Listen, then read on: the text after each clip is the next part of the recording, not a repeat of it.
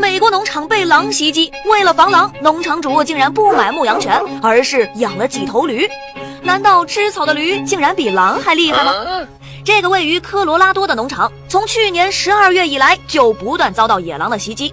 农场主吉特尔森每天为了防狼而犯愁，短短几个月过去了，他已经损失了3头牛和1条狗。他本来拿着猎枪巡逻，准备让野狼尝尝枪子儿的厉害，但是却被告知狼是保护动物，开枪猎杀是犯法的。他只好拉起电网，头1个月效果还不错，牧场没再受到野狼的袭击。不过野狼们在野外找不到食物，还在不断找机会突破农场的防范。狼是聪明的动物，吉特尔森担心要不了多久，这些狼早晚会突破电网。正在他到处打听防狼办法的时候，有人提议，不如试试养几头驴。吉特尔森一时间哭笑不得，养狗都防范不了野狼，何况是养吃草的小毛驴呢？在历史上还真有用驴防狼的实例。上世纪80年代，德克萨斯的许多牧场都遭到了狼群的侵袭。这些狼学会了跟人斗智斗勇，不仅会偷羊，还咬死了不少牧羊犬。仅仅在1988年的1年里，这些狼就造成了高达9亿美元的损失。不过在众多牧场里，有几家却几乎没有损失。经过调查，人们惊讶地发现，这几家牧场只有一个共同点，那就是都养了驴。难道这些驴竟是防狼神器吗？抱着将信将疑的心情，当地的牧民也纷纷养起了驴。他们发现养驴以后，牧场里丢羊的情况果然变少了，甚至有几家牧民还在自家牧场边发现了狼的尸体，尸体上竟然有驴的蹄印。有人偷偷观察，发现这些驴见到狼竟然一点儿不害怕，反而还会奋力驱赶。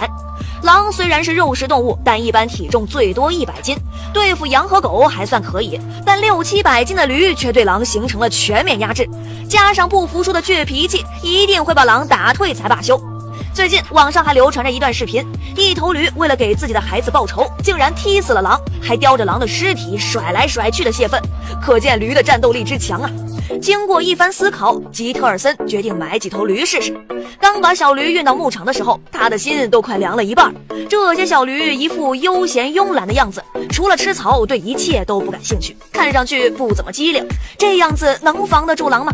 可是几天之后的夜里，吉特尔森就听到了驴的大叫，他急忙跑出去，发现几头小驴正对着一群野狼又踢又踹。狼空有满嘴的尖牙，面对小驴们的铁蹄，竟然找不到机会下口，最后只能落荒而逃。